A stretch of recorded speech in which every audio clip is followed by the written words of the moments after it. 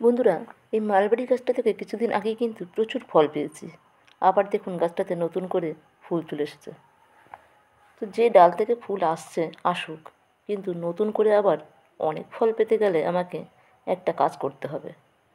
দেখুন গাছটাতে কিন্তু আমার আগের দুই একটা ফল এখনও রয়ে গেছে এবং ফলগুলো কিন্তু দারুণ মিষ্টি।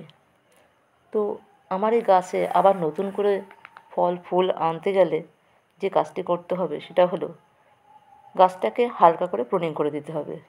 যেসব ডালগুলোকে আমি প্রুনিং করে দেবো, দেখা যাবে কিছুদিন বাদে সেই ডালগুলো থেকেই আবার নতুন করে ব্রাঞ্চ আসতে শুরু করবে এবং সেই ডালগুলোতে প্রচুর ফুলও আসবে। তার জন্য কিন্তু আমাকে কিছু খাবারও গাছে দিতে হবে।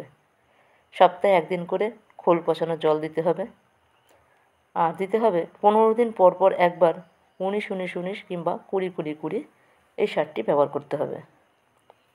আর এখন গরম পড়ে গেছে, গাছে তো আমাদের জল দেওয়া প্রয়োজন, তাই দুবেলা অবশ্যই জল ব্যবহার করবেন।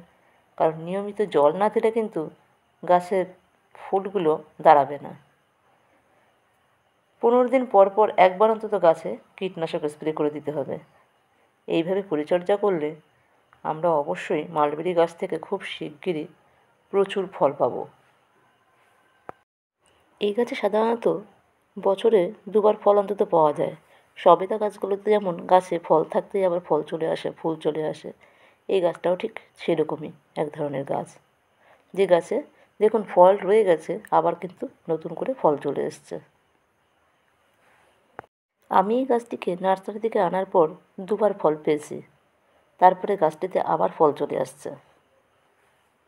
প্রথমেই যেহেতু গাছটিকে আমি বেশ মাটিটা ভালো করে বসিয়েছিলাম, তো গাছটিকে রিপোর্টিং করার কোনো প্রয়োজন নেই। করব যদি দেখি যে গাছটির শিকড় চারিদিক দিয়ে টবের ভেতরে ছড়িয়ে গেছে, তখন আমি গাছটাকে আবার রিপোর্টিং করব।